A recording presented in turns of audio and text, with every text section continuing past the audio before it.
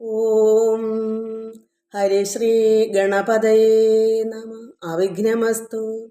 ഓം നമോ ഭഗവതേ വാസുദേവായ ശ്രീകൃഷ്ണ പരമാത്മനേ നമ. എല്ലാ ദൈവമക്കൾക്കും എൻ്റെ വിനീതമായ പ്രണാമം. നമുക്കിന്ന് കപില വാസുദേവൻ അമ്മയായ ദേവഹൂതിക്ക് ചെയ്യുന്ന ജ്ഞാനോപദേശം, ഒരു മകൻ്റെ കയ്യിൽ നിന്നും ജ്ഞാനം ഉപദേശം തേടുകയാണ് അമ്മ. അത് നമുക്ക് വായിക്കാം. എല്ലാവർക്കും നമസ്കാരം. എല്ലാവർക്കും ഭഗവാന്റെ കൃപയും ശാന്തി സമാധാനവും എല്ലാം ഉണ്ടാകണമെന്ന് പ്രാർത്ഥിക്കുന്നു. സാമോദമേവം കേട്ടു സൃഷ്ടിഭേദങ്ങൾ കേൾപ്പാൻ മോദേന ചോദിച്ച് ഒരു വിതുരർ തന്നോടപ്പോൾ ശ്രീ മൈത്രേയനും സർവസൃഷ്ടിഭേദങ്ങളെല്ലാം സാമോദം കപില അവതാരാന്തം അരുൾ ചെയ്താൻ. തൽപ്രബന്ധങ്ങളെല്ലാം എങ്ങനെ പറയുന്നു, സുപ്രബോധേന ഗ്രഹിക്കുന്നതല്ലെന്നാകിലും കർദമൻ തപസ്സു ചെയ്ത് ഏറ്റവും പ്രസാദിപ്പിച്ച് ഉത്തമ പുരുഷാനുഗ്രഹത്തെ സിദ്ധിച്ചുടൻ. കർദമൻ എന്ന് പറഞ്ഞ അദ്ദേഹം തപസ് ചെയ്ത് സിദ്ധിയൊക്കെ നേടിയിട്ട് അങ്ങനെ ഇരിക്കുക, നന്നായി തപസ് അനുഷ്ഠിച്ചിരിക്കുന്ന സമയത്ത് ചിത്തസന്തുഷ്ടിയ വാഴും കാലത്ത് മനുപുത്രി, സ്വയംഭവ മനുവിൻ്റെ പുത്രി, അപ്പോൾ കർദമൻ നന്നായി തപസ് ചെയ്ത് നല്ല ജ്ഞാനം നേടി സിദ്ധിയൊക്കെ പ്രാപിച്ച് നന്നായി വാഴുന്ന സമയത്ത് മനുപുത്രി എന്ന് പറഞ്ഞ ഒരു കുട്ടി, സ്വയംഭവ മനുവിൻ്റെ മകള്, മുഗ്ധരൂപിണി ദേവഹൂതിയാം കന്യാരത്നം, സുന്ദരിയായ ദേവഹൂതി എന്ന പേര് അവർക്ക് ആ മനുപുത്രി സ്വയംഭവൻ്റെ മകൾ തൽസമനായുള്ളൊരു മർത്യന് നൽകിയിടുവാൻ ഈ ത്രിലോകത്തിങ്കിൽ ആരുള്ളത് അനേക നാൾ നീളവേ തിരഞ്ഞു കണ്ടിടിന മുനീന്ദ്രന് പ്രീളാലോചന തന്നെ നൽകുവനെന്നോർത്തപ്പോൾ പിതാവ് മകൾക്ക് ചേരുന്ന ഒരു പുരുഷനെ കണ്ടെത്താൻ എല്ലായിടവും തിരഞ്ഞു വന്നപ്പോൾ കർദമനെ കണ്ടുകിട്ടി. തപസ് ചെയ്ത് സന്തുഷ്ടിയായിട്ടിങ്ങനെ കഴിയുന്ന സമയത്ത് ഈ മനുപുത്രിക്ക് ചേരേണ്ട ഒരു ഭർത്താവ് എവിടെ നിന്ന് തിരഞ്ഞ് സ്വയംഭൂമനു നടന്ന വഴിക്ക് കർദമനെ കണ്ടുകിട്ടി. അപ്പോൾ ചീളന്ന് തേർമേലേറ്റിക്കൊണ്ടുപോയി അങ്ങ് ചെന്ന് വാളേലും മിഴിയാളെ കൊടുത്താൻ സ്വയംഭുവൻ. സന്തോഷമായിട്ട് കർദമനെ കൊണ്ട് വിവാഹം കഴിപ്പിക്കുക പിതാവ്. കാരണം ചേർച്ച ഉള്ളൊരു പുരുഷന് വേണ്ടി നടക്കുമായിരുന്നു. അപ്പോൾ പിതാവായ സ്വയംഭൂമനു ഈ പുത്രിക്ക് കണ്ടുപിടിച്ചു കർദമനെ. തപസ്സൊക്കെ ചെയ്ത് സന്തുഷ്ടമായിട്ട് സിദ്ധി നേടിയിരിക്കുന്ന ഒരു മനുഷ്യനാണ് ഈ കർദമൻ. താൻ അതിമോദം പൂണ്ട് കർദമൻ അവളെയും സാനന്ദം വിവാഹം ചെയ്ത് ആനന്ദിച്ചിരിക്കുമ്പോൾ, അങ്ങനെ സന്തോഷമായിട്ട് അവർ രണ്ടുപേരും കൂടെ വിവാഹം കഴിച്ച് സന്തോഷിച്ചിരുന്നാള് ശുശ്രൂഷാദികളായ സൗജന്യ ഗുണങ്ങൾ കണ്ട് അച്ഛമാനസനായ കർദമൻ പ്രസാദത്താൽ നന്നായി ശുശ്രൂഷിച്ച് ഈ സ്ത്രീ, ഈ മനുപുത്രി കർദമനെ സന്തോഷമായിട്ട് നന്നായി അവർ ശുശ്രൂഷ കൊടുത്ത് ഭാര്യ. അപ്പോൾ കർദമന് സന്തോഷം കൊണ്ട് പ്രസാദം, കാരണം ഇങ്ങനെയും ശുശ്രൂഷ ചെയ്യും ഒരു ഭാര്യ, അത്ര സന്തോഷമായിട്ട് പ്രസാദം കൊണ്ട് എന്ത് ചെയ്തു, ലബ്ധമാം വിമാനമാരുഹ്യ ലോകേഷു നടന്നത്രയും ആനന്ദിച്ചു ഭർത്താസാ മുഖ്താങ്ങിയും. അപ്പം അദ്ദേഹത്തിന് സിദ്ധി കൊണ്ട് വിമാനം വരുത്തി, അദ്ദേഹത്തിന് സിദ്ധിയുള്ള ആളാണ്, വിമാനം വരുത്തിയിട്ട് സ്വന്തമായിട്ട് വിചാരിച്ചപ്പോൾ തന്നെ വിമാനം വന്നിട്ട് ഒരു ഭാര്യയും മുക്താങ്ങിയായ ഈ ദേവഹൂതി, അതായത് മനുപുത്രിയും ഈ കർദമനും കൂടെ വിമാനത്തിൽ എല്ലായിടവും സഞ്ചരിച്ച് അക്കാലം അവൾ പെറ്റിട്ട് 9 മകളരും ചൊൽക്കൊണ്ട കപിലനാ മാമുനിപ്രവരനും. അങ്ങനെ അവരങ്ങനെ സുഖിച്ച് വസിച്ച് വിമാനത്തിൽ എല്ലായിടവും സഞ്ചരിച്ച് സന്തോഷമായിട്ട് അങ്ങനെ 9 മക്കളെ അവർ പ്രസവിച്ച്. അതിൽ കപിലനാ മഹാമുനിപ്രവരൻ, അതാണ് ഏറ്റവും നല്ല ജ്ഞാനിയായ കപിലാചാര്യൻ എന്ന് പറഞ്ഞ ആ ഒരു മകനും. പൃഥ്വിയിലുളവായാർ 9 പെണ്ണുങ്ങളെ സത്വരം മരീചി മുഖ്യന്മാർ കൈക്കൊണ്ടിടിനാർ. അത് പെണ്ണുങ്ങളായ മക്കളെല്ലാം മരീചി മുഖ്യന്മാർ വിവാഹം കഴിച്ചു. പിന്നെ ഈ കപിലാചാര്യൻ കപില വാസുദേവൻ മാത്രം സന്യാസി ധ്യാനിച്ച് നല്ല ഒരു എന്താ പറയുക യഥാർത്ഥമായ ഒരു ജ്ഞാനിയായി തീർന്ന്. അങ്ങനെ ശ്രീ കപിലാഖ്യൻ തപോനിഷ്ഠയ പരബ്രഹ്മ യോഗാനന്ദവും ചേർന്ന് മേവിനാനനുദിനം. അദ്ദേഹം മാത്രം സന്തോഷമായിട്ട് ഭഗവാനിൽ പരബ്രഹ്മത്തിൽ ലയിച്ചു കഴിഞ്ഞു. അങ്ങനെ ചെല്ലും കാലം കർദമൻ നിവർത്തനായ അങ്ങ് അതിസുഖ പരമാത്മാനം ചേർന്നിടിനാൻ. അങ്ങനെ പരമാത്മാവിൽ ലയിച്ച് ഇരിക്കുന്ന സമയത്ത് എന്നതിനനന്തരം താപസി ദേവഹൂതി, ഈ കപിലൻ്റെ അമ്മയായ ഈ ദേവഹൂതി, ഈ 9 മക്കളെയും പ്രസവിച്ച ഈ അമ്മ ചെന്ന് നന്ദനനായ കപിലാശ്രമം പൂക്കാൾ, മകൻ്റെ ആശ്രമത്തിലേക്ക് ചെന്ന്. അമ്മ 9 മക്കളെയും വളർത്തി. മരീചി മുഖ്യന്മാർക്ക് മക്കളെയൊക്കെ കൊടുത്തു. കപിലാചാര്യനായി തീർന്ന ഈ മകൻ്റെ ആശ്രമത്തിലേക്ക് കൊടുക്കാതെ നമ്മൾ മനസ്സിലാക്കണം. നമ്മുടെ കാര്യങ്ങളെല്ലാം ഗൃഹസ്ഥാശ്രമം എല്ലാം കഴിഞ്ഞ് വരുമ്പോൾ ഒരു പ്രായമാകുമ്പോൾ സന്യാസത്തിലേക്ക് ആ മകൻ്റെ അടുക്കലേക്ക് തന്നെ മതി. കാരണം മകൻ അത്ര ജ്ഞാനിയാണ്, ഉപദേശം കൊടുക്കാൻ കൊള്ളാവുന്ന ഒരു ആചാര്യനായി തീർന്നതുകൊണ്ട് ഈ അമ്മ എന്ത് ചെയ്തു, മകൻ്റെ ആശ്രമത്തിലേക്ക് ചെന്നിട്ട് പറഞ്ഞു, വന്ദിച്ചു മാതാവിനെ കണ്ടകം തെളിഞ്ഞവൻ. അമ്മയെ കണ്ടപ്പോൾ തന്നെ മകൻ കപിലാചാര്യൻ എന്ത് ചെയ്ത്, എഴുന്നേറ്റ് വന്ദിച്ച് മാതാവിനെ നന്ദിച്ചു സൽക്കാരം ചെയ്തിരുത്തിയിരിക്കുമ്പോൾ, അങ്ങനെ അമ്മ വന്ന കാര്യങ്ങൾക്ക് എന്താന്നൊക്കെ സന്തോഷമായിട്ട് സൽക്കരിച്ചും വന്ദിച്ചും അമ്മ അങ്ങനെ ഇരുത്തിയപ്പോൾ ചോദിച്ചാൾ മകനോട്, നല്ലതെന്തെനിക്കിനി ശോകത്യാഗാർത്ഥം ബന്ധമോക്ഷത്തെ വരുത്തുവാൻ. എൻ്റെ ഈ ആവശ്യം ബന്ധം എനിക്ക് അറ്റുപോകണം, എനിക്കിനി ബന്ധത്തിൽ നിന്ന് മോക്ഷത്തിലേക്ക് കടക്കണം, അതിന് ഞാൻ എന്താ ചെയ്യേണ്ടതെന്ന് മകനോട് ചോദിച്ചു.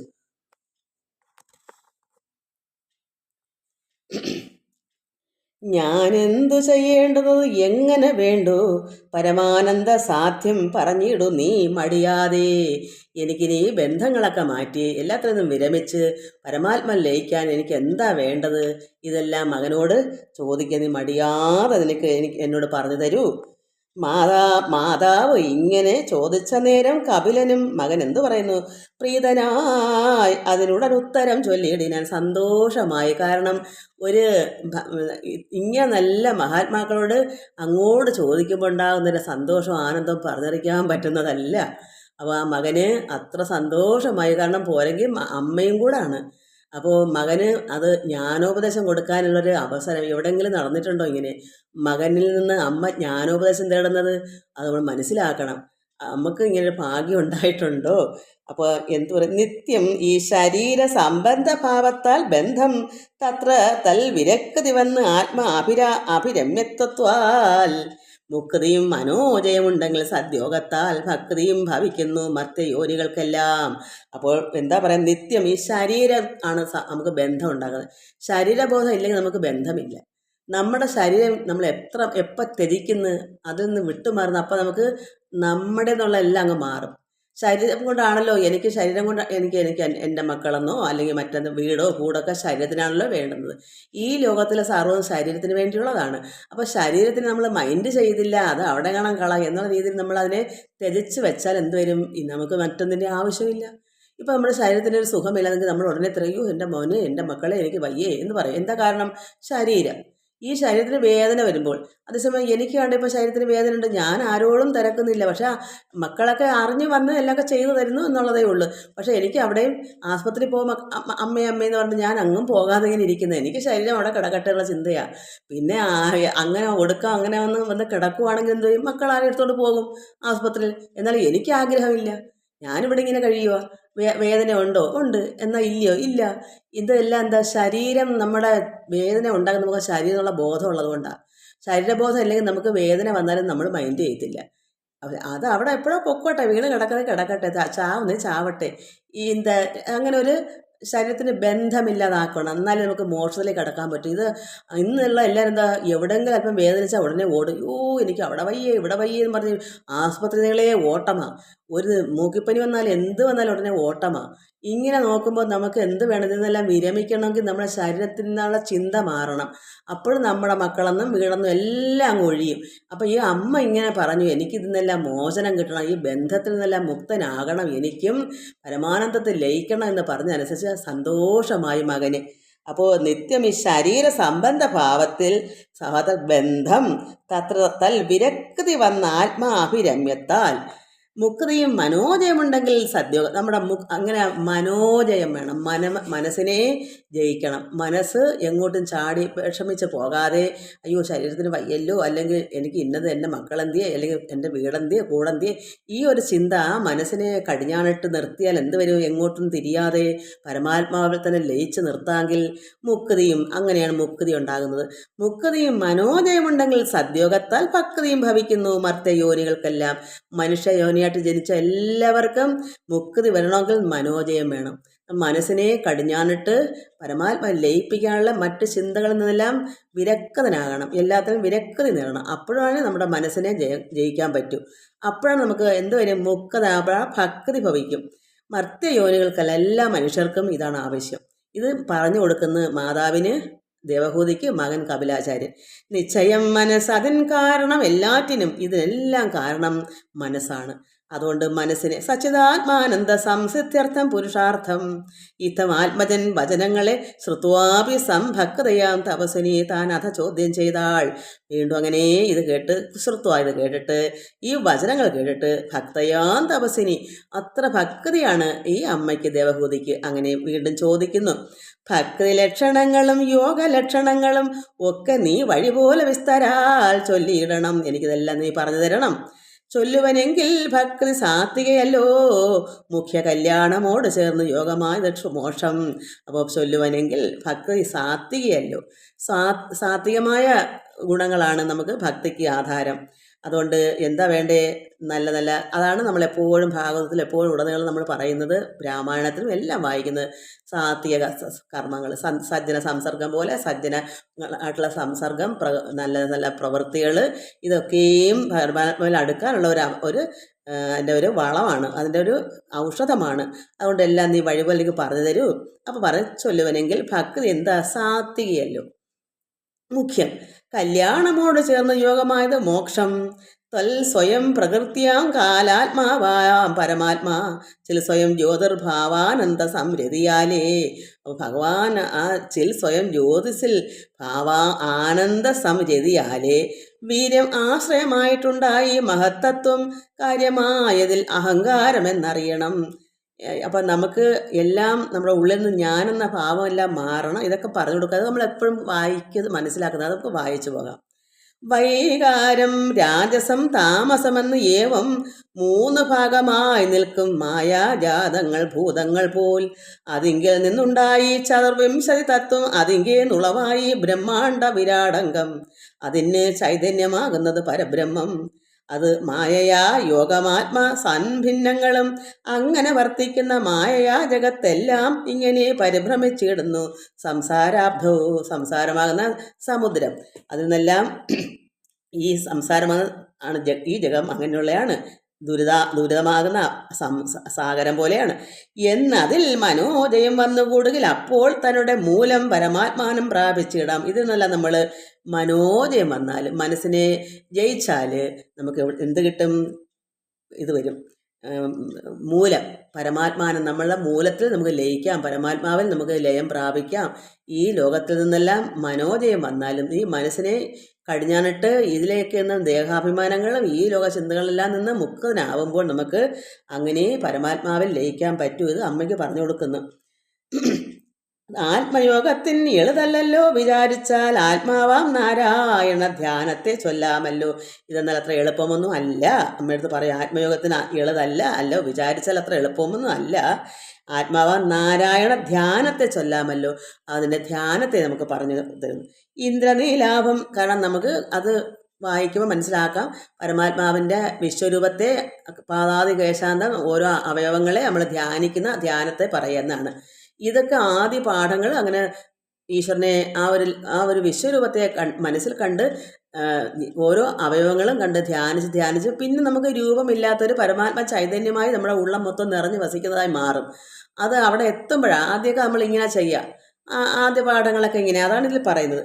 ഇന്ദ്രനീലാഭംബര ഇന്ദിരാ മനോഹരം ചന്ദ്രിക മൃദുസ്മിത സുന്ദര മുഖാംബുജം കുണ്ഡല മകര സുബിംബിത വിലാസകൃൽ ഗണ്ഡമണ്ഡലം നാസാ തുങ്ക മംഗലപ്രദം പങ്കജ അരുണനേത്രം കൗസ്തുഭ വനമാല ദ്യങ്കിത ശ്രീവത്സവക്ഷോദേശം ചതുർഭുജം. ഭഗവാന്റെ രൂപങ്ങളെ പറ്റിയാണ്, രൂപത്തിൻ്റെ ഓരോ അവയവങ്ങളെ പറ്റിയാണ്. 4 കൈകൾ, ചതുർഭുജം, ശംഖചക്രാബ്ജ ഗദാദ്യായുധാദ്യ അലങ്കൃതം. ഈ 4 കൈകളിലും ശംഖും ചക്ര ഗദ പങ്കജങ്ങളൊക്കെ ചേർന്ന് അത് നമ്മൾ കണ്ടു ധ്യാനിക്കേണ്ടതാണ് ഇത് പറയുന്നത്. പങ്കജമകൾ നിവാസാലയം പീതാംബരം നാഭി പങ്കജം പാദപത്മ ആനന്ദപ്രദം ശോഭിത ലലാടോ ഊർധ്വ പുണ്ഡ്രക അളകാഭം ഖാരകേയൂര കിരീടാകുലീയക കാഞ്ചി ചാരു സർപ്പ അലങ്കൃത ശോഭിത കളേബരം. ധ്യാനതൽപരന്മാർക്ക് നിത്യവും അകക്കാമ്പിൽ ധ്യാനിക്കുന്നവർക്ക് എന്താ നിത്യവും അകക്കാമ്പിൽ ഉള്ളിൽ മാനസാനന്ദം വളർന്നിടുന്നു സദാകാലം. എപ്പോഴും നമ്മൾ ഒരു ഭക്തൻ ഇങ്ങനെ മനസ്സിൽ കണ്ട് ഭഗവാന്റെ രൂപത്തെ കണ്ട് ധ്യാനിക്കുന്നു. അത് ധ്യാന തൽപരന്മാർക്ക് ഇതെന്ത് വരും? നിത്യവും അകക്കാമ്പിൽ നമ്മൾ എന്നും നിത്യവും ഇത് ഉള്ളത്തിൽ മാനസാനന്ദം, മനസ്സിന് ആനന്ദം വരുവണ്ണം വളർന്നിടുന്നു സദാകാലം. അപ്പോൾ നമ്മുടെ മനസ്സിൽ ഇത് തന്നെ വരുമ്പോൾ അങ്ങനെ നമുക്ക് ഇതിൽ നിന്ന് വിരമിച്ച് ഈ ലോക ചിന്തയെല്ലാം വിരക്തി വന്നിട്ട് പരമാത്മ ചേരാനുള്ള ധ്യാനത്തെ പറ്റിയാണ് ഈ പറഞ്ഞത്. ലോഹിത പ്രഭങ്ങളാം നേത്ര രാജസ ഗുണാദീഹയാ ഭാഗവത അനുഗ്രഹം സൃഷ്ടിക്കയോ കേവലം ചെയ്യുന്നത് അത്യാനന്ദ സ്മിതമായ കാവള്യാകാര സാത്വികത്തിനാൽ അതുതന്നെ പാലനം ചെയ്യുന്നിതോ സന്തതം നീലാളക ജാല താമസ ഗുണാൽ അന്യുഖം അവരുടെ മാലഴും പരിതാപ സംഹാരം ചെയ്യുന്നിതോ ലീലാകാലമേ പുനരെന്നെല്ലാം തോന്നും വണ്ണം വേലകൾ മായാവിലാസങ്ങൾ എത്രയും ചിത്രം. പാലനപരായണൻ ആത്മാവാം നാരായണൻ വേദാന്തപുരുളായ ദിവ്യരൂപാംഗങ്ങളെ പാതാതി കേശാന്തം തൻ മാനസ ഉറപ്പോളം ശീലിച്ചു കൊള്ളുന്നാകിൽ എത്രയും അത്യുത്തമം. ഈ പാതാതി കേശാന്തം നമ്മുടെ മനസ്സിൽ ഉറയ്ക്കുന്നത് വരെ ഉറപ്പോളം ശീലിച്ചു കൊള്ളുന്നതിലാണ് ഉത്തമം. അമ്മയ്ക്ക് പറഞ്ഞു കൊടുക്കുന്നതാണ്, നമുക്ക് വേണ്ടുന്നതാണ് ഈ പറയുന്നത്. അന്ന് അമ്മയ്ക്ക് പറഞ്ഞ ഉപദേശം നമുക്കും ഇത് മനസ്സിലാക്കി ഈ ഭാഗം എങ്ങനെയാണെന്ന് വെച്ചാൽ അത് മനസ്സിലാക്കി നമ്മൾ ഈ ധ്യാനിക്കണം. അത് ഉത്തമം. വേലയില്ല, അനുഗ്രഹം ഉണ്ടെങ്കിൽ എളുതല്ലോ. ഇത് ഈശ്വരാനുഗ്രഹം ഉണ്ടെങ്കിൽ നമുക്ക് എളുപ്പമാണ്, അല്ലെങ്കിൽ പാടാണ്. അതാണ് വേലയില്ല, ഇത് ഇത് ഇത് പാടില്ല. ഇത് വെച്ചാൽ അത്രമാത്രം കഠിനാധ്വാനമല്ല. എന്താ? അനുഗ്രഹമുണ്ടെങ്കിൽ, പരമാത്മാവിൻ്റെ അനുഗ്രഹം, ഭഗവാന്റെ അനുഗ്രഹം നമുക്ക് വേണമെങ്കിൽ നമുക്ക് ഭക്തി വേണം. ഭക്തി ഉണ്ടെങ്കിൽ ഭഗവാന്റെ അനുഗ്രഹം കിട്ടും. അപ്പോൾ നമുക്ക് പെട്ടെന്ന് തന്നെ ലയം പ്രാപിക്കാം. അതുകൊണ്ടാണ് ഇത് പറഞ്ഞത് വേലയില്ല, അനുഗ്രഹമുണ്ടെങ്കിൽ, ഭഗവാന്റെ അനുഗ്രഹം നമുക്കുണ്ടെങ്കിൽ ഇതിന് വലിയ വിഷമം ഉള്ള കാര്യമല്ല. വേലയില്ല, അനുഗ്രഹമുണ്ടെങ്കിൽ എളുതല്ലോ. ഓരോരോ അംഗങ്ങൾ ചിത്തതാരിങ്കൽ ഉറപ്പിച്ചാൽ പാരാതെ മറ്റേതെങ്കലാക്കുമ്പോൾ അത് പിന്നെ മാനസം തന്നിൽ കിടക്കായിൽ മറ്റതേ പോരൂ. പിന്നെയും മേന്മേലവണ്ണം തന്നെ പോരും.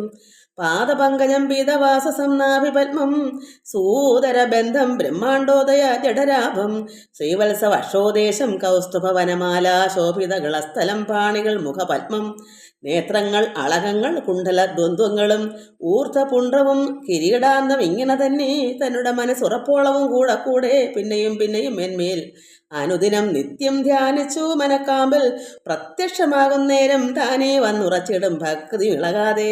അങ്ങനെ ധ്യാനിച്ച് ആദ്യം മനക്കണ്ണുകൊണ്ട് നമ്മുടെ ഉള്ളത്തിലിങ്ങനെ ഭഗവാനെ ചിന്തിച്ച് ധ്യാനിച്ച് വരുമ്പോൾ എന്ത് വരും? അനുദിനം ഇങ്ങനെ ചെയ്യുമ്പോൾ ധ്യാനിച്ച് അകക്കാമ്പിൽ മനക്കാമ്പിൽ അങ്ങനെ വരും പ്രത്യക്ഷമാകും നേരം. നമുക്ക് അങ്ങനെ ചിലപ്പോൾ അങ്ങനെ ആയിരിക്കും. എനിക്ക് അന്ന് 40 വയസ്സുള്ളപ്പം പരമാത്മാവ് എന്താ ഒരു ഈശ്വരൻ, അതായത് നമുക്ക് ഒരു മനുഷ്യൻ്റെ രൂപത്തിലല്ലല്ലോ കണ്ടത്. അപ്പോൾ അത് ഈശ്വരൻ പരബ്രഹ്മമൂർത്തി തന്നെയാണ്. ആ കണ്ണൊക്കെ തീക്കുണ്ടം പോലെയും. അപ്പോൾ അങ്ങനെ നമുക്ക് പ്രത്യക്ഷമാകുന്ന അതുകൊണ്ട് അങ്ങനെ ആകാം. അന്ന് ഇതൊന്നും നമുക്ക് വായിച്ച് ശീലമില്ല, അന്ന് ഈ ഭാഗവതമില്ല, വായിച്ചിട്ടില്ല. ഇത് വായിക്കുമ്പോൾ നമുക്ക് മനസ്സിലാകും അങ്ങനെ അത്രയും ഭക്തിയും ധ്യാനവും ഉണ്ടായതുകൊണ്ടാണ് പ്രത്യക്ഷമായത്. ആ ഒരു മനസ്സിൻ്റെ നമ്മുടെ ഹൃദയശുദ്ധി പോലെ ഇരിക്കും ഇതല്ല. അതാണ് എളുപ്പമാണ് ഭഗവാന്റെ അനുഗ്രഹം ഉണ്ടെങ്കിൽ. അപ്പം നമ്മൾ അനുഗ്രഹം ഉണ്ടാകാൻ നമ്മുടെ ഹൃദയം അത്രമാത്രം ഒരു പൊടി കുഞ്ഞിൻ്റെ കണക്കുള്ള നിഷ്കളങ്കമായ ഒരു ഹൃദയമായിരിക്കണം. പ്രവൃത്തികളെല്ലാം അങ്ങനെയുള്ള കുട്ടികൾക്ക് ഹൃദയശുദ്ധിയാണല്ലോ. അത് ഹൃദയം മൊത്തം വിശാലമായിരിക്കുന്ന ശുദ്ധമാണല്ലോ. അങ്ങനെ ഉള്ളവർക്ക് മാത്രമേ പ്രത്യക്ഷമാകൂ, ഭഗവാന്റെ അനുഗ്രഹം ഉണ്ടാകൂ. അവർക്കാണ് എളുപ്പം. ഇതാണ് ഇവിടെ അങ്ങനെയുള്ളവർക്ക് ആർത്തി ഉണ്ടാവുള്ളൂ. അതുകൊണ്ട് ധ്യാനിച്ച് മനക്കാമ്പിൽ പ്രത്യക്ഷമാകും നേരം താനേ വന്നുറച്ചിടും ഭക്തി ഇളകാതെ. പിന്നെ നമുക്ക് ഭക്തി ഇളക്കം ഉണ്ടാകത്തില്ല. എപ്പോഴും ഭഗവാനുള്ള ചിന്ത മാത്രമേ പിന്നെ വരത്തുള്ളൂ. അത് ഭക്തി ഉണ്ടായാൽ പിന്നെ മുക്തിയും വന്നിടുന്നു. ഭക്തിയും ചതുർവിധമുണ്ടല്ലോ ചൊല്ലിയിടുവൻ. അപ്പോൾ നമുക്ക് ഭക്തി അങ്ങനെ വർദ്ധിച്ച് നമുക്ക് പിന്നെ അതിൽ കൂടെയാണ് നമുക്ക് മുക്തി വരുന്നത്. ഭക്തിയും ചതുർവിധം നാല് വിധമുണ്ടല്ലോ ചൊല്ലിടുവൻ. താമസി രാജസയും സാത്വികി ഗുണ അതീത സാമാന്യം രണ്ടു രണ്ട് മോക്ഷദായിനികൾ പോൽ. ഈ രണ്ട് മോക്ഷദാനി സാത്വികി ഗുണാതീത, ഇത് രണ്ടും ആണ് മോക്ഷത്തിന് വേണ്ടുന്ന സാത്വിക ഗുണവും അതിനും മുകളിലേക്കുള്ളത്. അതായത് സാത്വികം കൊണ്ട് നമ്മൾ ഈ പറഞ്ഞ രീതിയിൽ ഭഗവാനെ ധ്യാനിക്കുകയും പ്രവൃത്തി നല്ലതാവുകയും ഇതൊക്കെ പഠിച്ച് ഭക്തി കൊണ്ട് ധ്യാനിച്ച് ഇതൊക്കെയാണ് സാത്വിക ഗുണം. പക്ഷേ അതൊക്കെ മേലെയാകും നിർഗുണാതീത, അതായത് പരമാത്മാവ് നിർഗുണനാണ്, ഗുണങ്ങൾക്കെല്ലാം അതീതനായി മാറുന്നത്. അത് നമുക്ക് എല്ലാത്തിനും വിരമിച്ച് മാറും. നമുക്കും അങ്ങനെ, അത് നമ്മളും അങ്ങനെ ഗുണങ്ങളില്ലാതെ മാറും. അപ്പോൾ അവിടെ പിന്നെ നല്ലതെന്നോ ചള്ളെന്നോ പരമാത്മാവിന് നീചനെന്നോ ഗുണമുള്ളവനെന്നോ പാപപ്പെട്ടവനെന്നോ പണക്കാരനെന്നോ എന്താ പറയുക, ഒരു ഭേദമില്ലല്ലോ ഭഗവാൻ. അതാണ് ഗുണ അതീത എന്ന് പറയുന്നത്. അവിടെ ഗുണങ്ങളില്ലാത്തൊരു പരബ്രഹ്മമാണ് ഈശ്വരൻ്റെ സർവ്വ സൃഷ്ടികളും. അവിടെ ആൺപെൺ വ്യത്യാസമില്ലാതെയും ഒരു കാര്യം എല്ലാം ഒന്നുപോലെ ആണ് എല്ലാ സൃഷ്ടികളെ. അത് ഒരു അങ്ങനെ ആയിത്തീർന്നൊരു ഭക്തനും അങ്ങനെ തന്നെയാണ്, എല്ലാവരെയും ഒന്നായിട്ട് ഉൾക്കൊള്ളുക എന്നുള്ളതാണ് സമചിത്തതയും സമദൃഷ്ടി. അതാണ് ഗുണ അതീത, ഗുണത്തിനും അതീതമായ. അപ്പോൾ ഭഗവാൻ ഗുണ അതീതനാണ്, നിർഗുണൻ എന്ന് പറഞ്ഞാൽ അതുകൊണ്ടാണ്.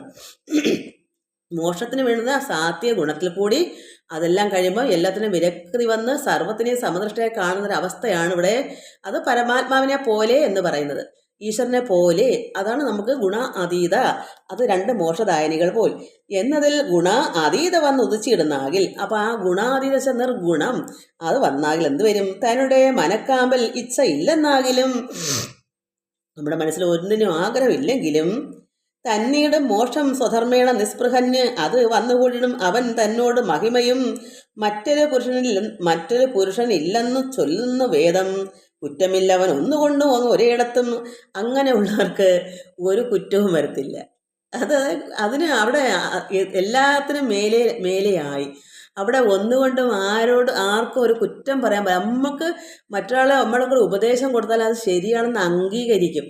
നമ്മളവിടെ നമുക്ക് ചിലപ്പോൾ ഒരു കുട്ടിയെ നമ്മളെ മക്കളെ പോലെയോ അല്ലെങ്കിൽ നമ്മെപ്പോലെ തന്നെയാണല്ലോ കാണുന്നത്, ഗുണാതീതയല്ലയോ. അപ്പോൾ ആ ഒരു കുഞ്ഞ് ഞാനെന്ന് കരുതി ആ കുഞ്ഞിനെ വേണ്ടുന്ന തെറ്റിനെ തിരുത്തി കൊടുക്കുകയും ചെയ്യും.